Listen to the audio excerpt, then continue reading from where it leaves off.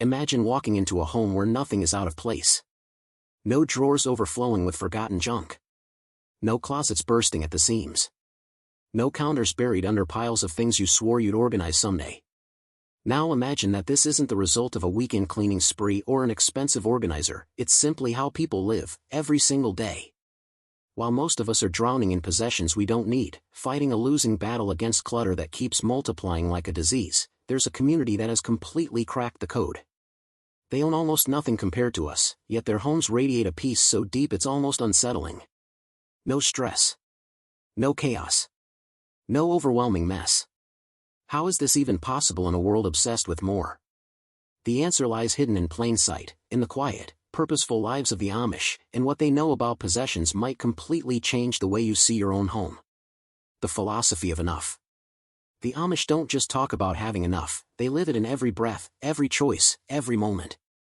For them, enough isn't a compromise or a sacrifice. It's liberation.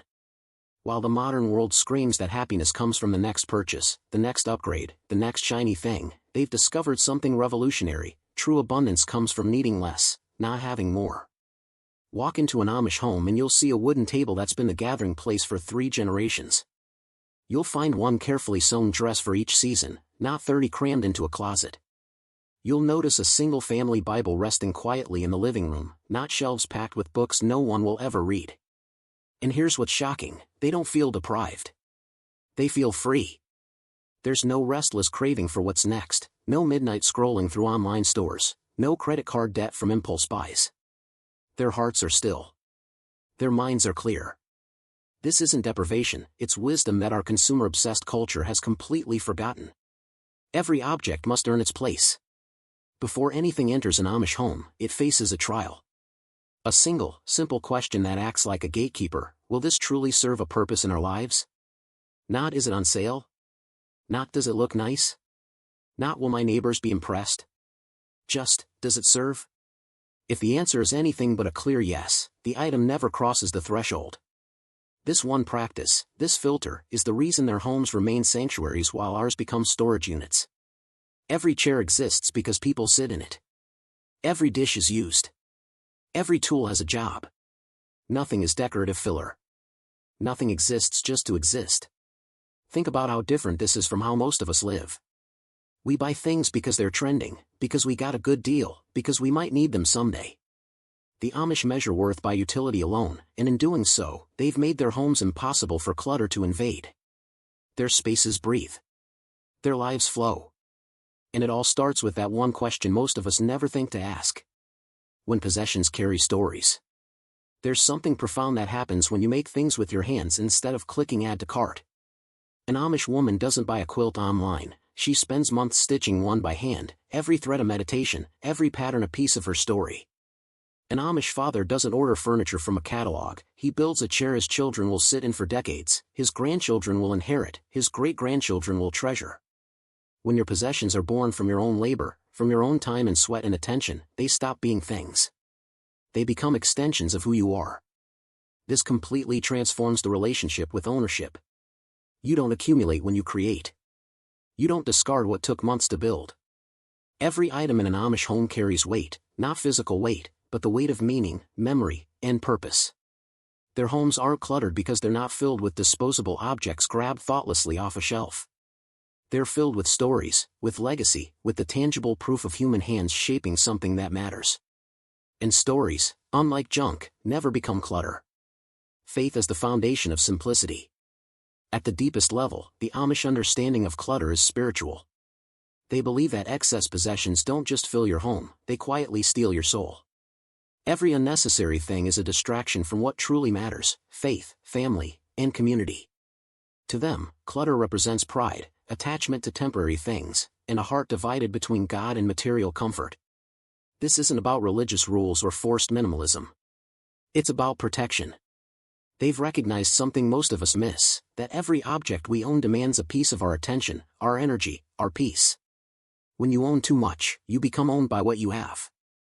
So their homes remain plain by design, not because they can't afford more, but because more would cost them something far more valuable than money. A clear table for family prayer.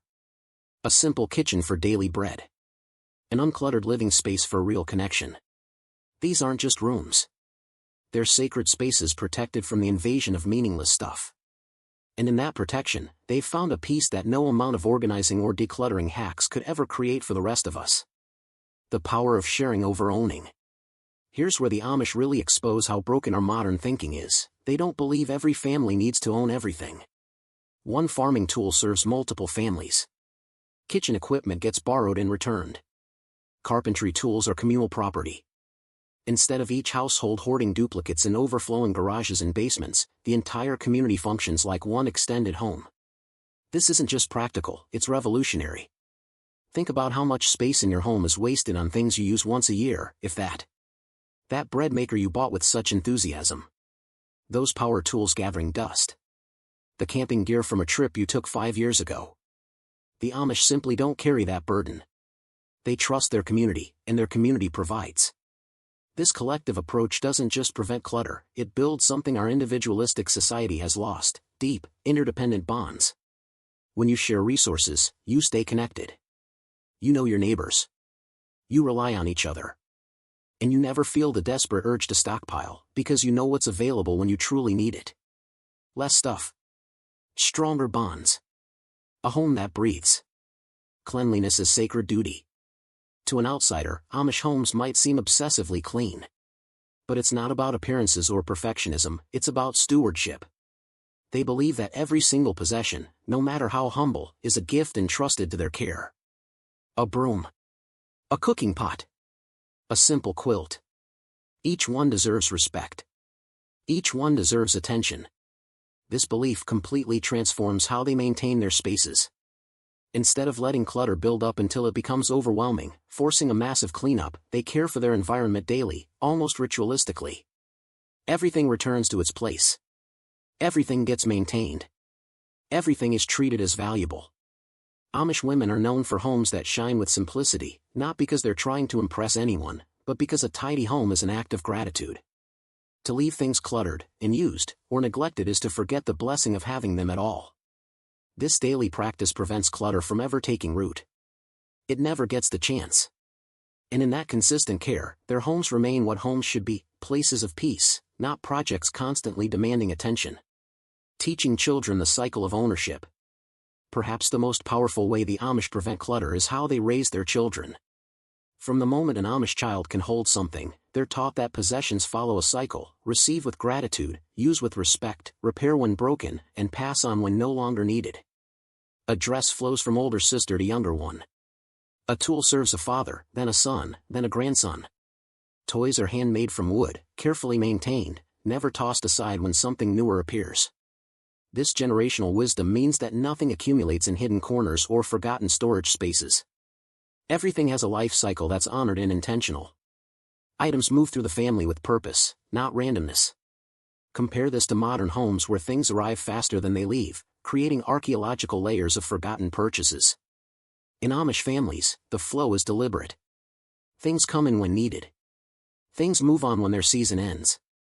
And children grow into adults who see possessions not as disposable commodities, but as part of a larger story, a shared responsibility that connects past, present, and future.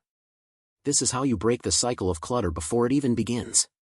Pride and labor, not luxury. The Amish find their identity in what they do with their hands, not what they display on their shelves. Their days overflow with meaningful work: tending crops, baking bread, building barns, sewing clothing, repairing what's broken. When your life revolves around purposeful labor, something miraculous happens: the desire to accumulate comfort objects simply fades away. They're not shopping for entertainment. They're not buying gadgets to avoid work. They find joy in the work itself. Their tools are simple, functional, and impeccably maintained. Their furniture is strong, often handcrafted, built to outlast them. There's no disposable culture here, no planned obsolescence, no constant replacing of last year's model. This deep respect for labor over luxury ensures that homes remain focused on function, not decoration. They're not trying to impress visitors with their possessions. Their worth isn't measured by what they own but by the quality of their work and the strength of their character. And in that shift of values, clutter loses all its power.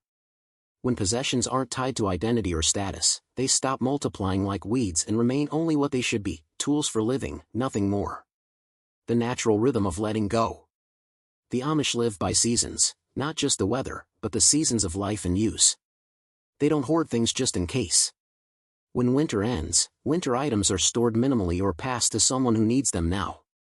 When a tool's purpose is fulfilled, it's repurposed, donated, or respectfully disposed of.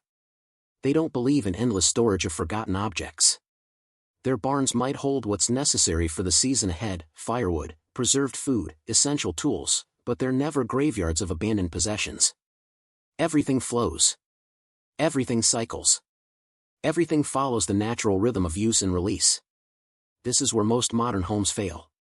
We hold on to everything: clothes that don't fit, gifts we never wanted, broken things we'll never fix, projects we'll never start. We turn our homes into museums of our past selves instead of spaces for our present lives. The Amish understand something we've forgotten, that holding on to too much for too long suffocates the soul. By respecting the natural cycle of time and usefulness, they keep their homes alive, breathing, constantly renewed, never weighted down by the ghosts of things that no longer serve. The Amish have discovered what most of us spend our lives searching for: freedom. Not freedom to buy more, but freedom from the burden of too much. Their homes aren't just organized, they're peaceful in a way that no amount of storage bins or organizing systems could ever achieve. Because they understand the truth we keep missing, that clutter isn't really about physical objects at all. It's about inner restlessness, endless craving, a heart that never feels satisfied. When you quiet that hunger, as they have, something profound opens up. Time expands. Relationships deepen. Life itself comes into focus. You stop maintaining possessions and start living. You stop scrolling and start talking. You stop buying and start building. Their example is a mirror showing us what we've lost in our race to have it all, and what we could gain by learning, at last, to live with less. The peace you're searching for isn't hiding at the bottom of your next shopping cart. It's waiting in the space you create when you finally let go.